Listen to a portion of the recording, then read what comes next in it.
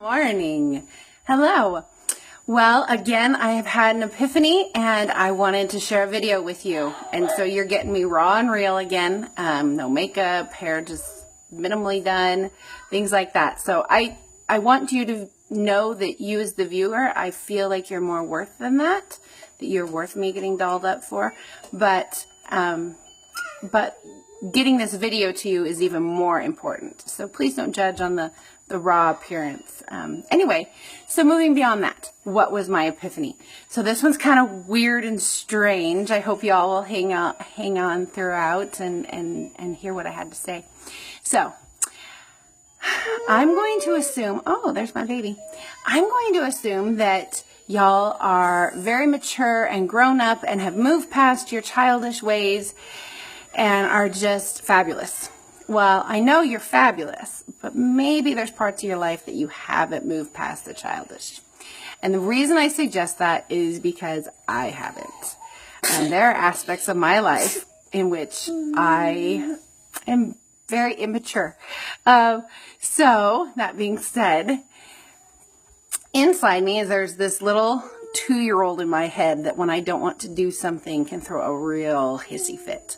And I try to keep it in my head so that others don't see, but oh, it's there and it's real. So one of the things that I can really throw a hissy fit over is doing chores. Who wants to do chores? I think that even as children we develop the kind of negative attitude towards chores, and maybe some of you have moved past that and you're amazing about chores. I'm not. So we moved into the house we're in a little over a year ago, and I still have not unpacked my room. And now I say unpacked, and some of you may think of boxes stacked and nice and neat, and no. When we unpacked, if there was a box that I didn't know where it went, or I didn't want to think about where it went in my room, and it just went and threw on this pile. So there's just things and things and things. I call it my hoarder baby starter kit. It's just not pretty. And I feel horrible. Not having my bedroom in order has created terrible problems for me. I really feel nasty. I have huge goals, huge dreams, and I want to accomplish them, and I can feel them as real, and yet I don't reach out to them and I don't accomplish them, and something stops me. And I feel like what it is that stops me is this room. I haven't got my room clean, so I can't go out and play. And anyway, there's an epiphany for you too. So moving beyond that, that's a different story for a different day. I have really been struggling with this, and not just like this week, like this year, to get this room done. And that's actually become my highest priority, is to just get my room picked up. Well, so here comes the epiphany. So if we're going to go back to the fact that we write most of our programs that run our daily lives as children.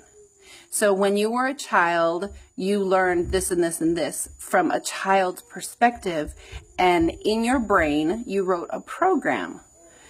And that program is running your adult life. So we have all these children perspectives trying to be adults. I hope that makes sense. For the sake of the video, I'm not going to clarify more. If you want more clarification, please holler and I will do my best. So, way back when, I wrote a program. I wrote a program about cleaning my room. Okay. I am the oldest of several children, eight children, 7 surviving. I'm the oldest child. And time is very important to me. Someone spending their time on me is extremely important. And that may not be you, but it is me. And I'm telling you my story. So hopefully you can glean something from this, but I'm going to tell you my story. So time is extremely important to me. And here I finally had an epiphany about why don't I want to clean my room? Why don't I want to do the dishes? Why don't I want to clean the house? So, when I was a little girl, I was the oldest, and my mother spent one-on-one time with me. And I enjoyed that. That was wonderful. I'm betting that way back when I had no problems doing the dishes with mom, cleaning my room with mom, that felt fabulous. And all of a sudden, in my child's mind, my mother, who is now the mother of more than one child, I'm not sure at what age this occurred, so I may have had 2 siblings. I may have had... Okay, shh, not right now, honey. So I may have had 2 siblings. I may have had 3 siblings. But as a child, I am dealing with my mother spending less and less time with me. Okay? And all of a sudden, my mother says, you're old enough to do this on your own. Go do that. And all of a sudden, cleaning my room became my responsibility. My mom didn't come help me. And if she did, it wasn't as much. And my mother is a fabulous woman. I am sure. You like the kids in the background? I am sure that she was very kind about it and very patient and loving. But my child mind says, my mommy won't come help me anymore. I'm all by myself doing, oh heavens, doing chores on my own means I'm not loved. Did you catch that? My program was, if I do this all by myself, nobody loves me. Isn't that crazy? That's the program I have. So I look at my room every day and I say, why isn't somebody helping me?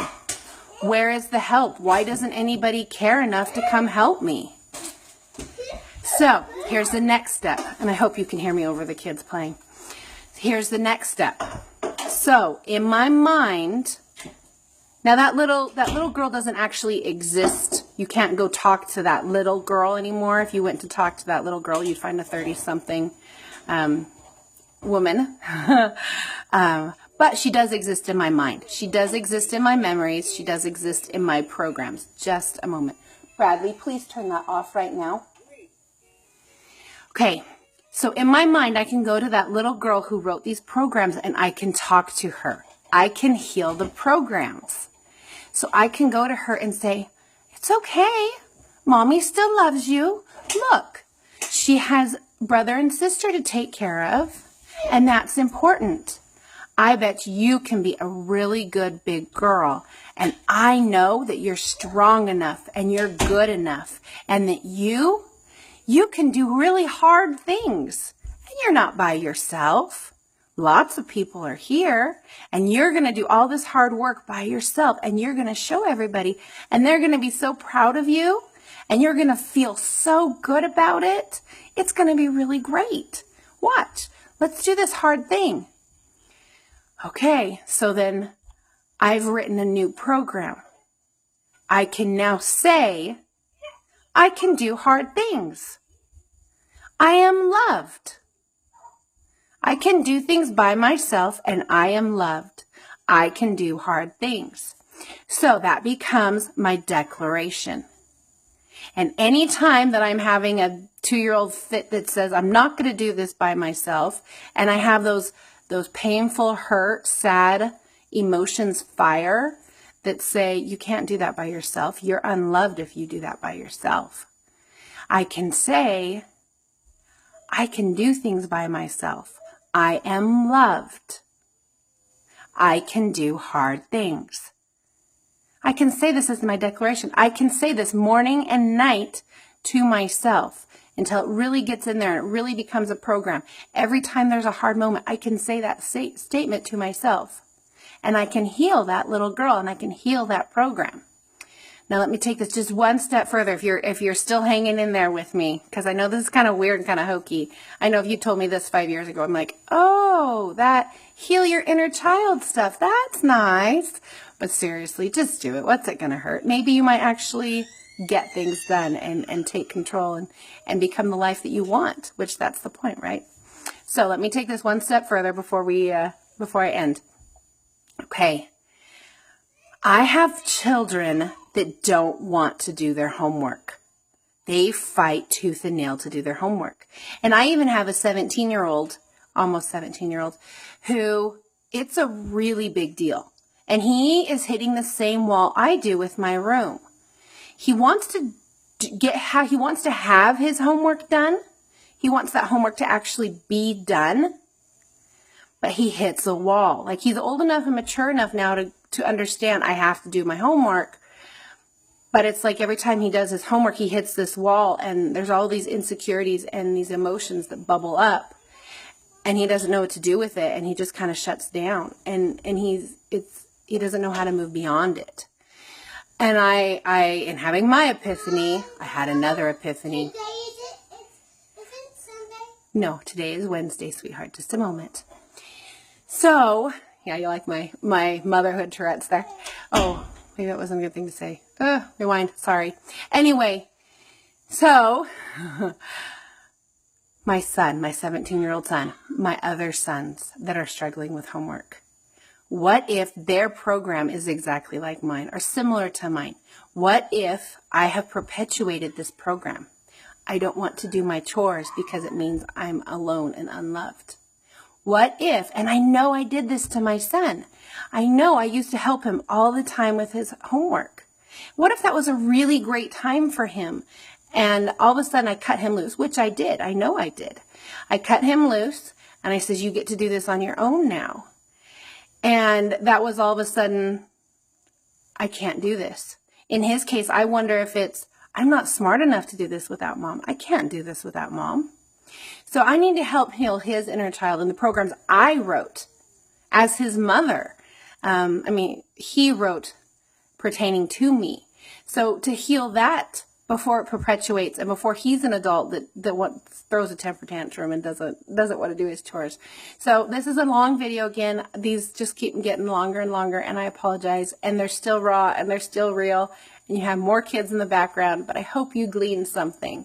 So find your programs, heal them, create a declaration, create a new program with the healed program, and declare that declaration every time you feel that wall come up. And look for ways to help others, teach others this. Share this video with anyone and everyone that you think could possibly help, because it's not hard to do. So we are at Living at 100%, and I want you to have a fabulous day. Thanks. Bye.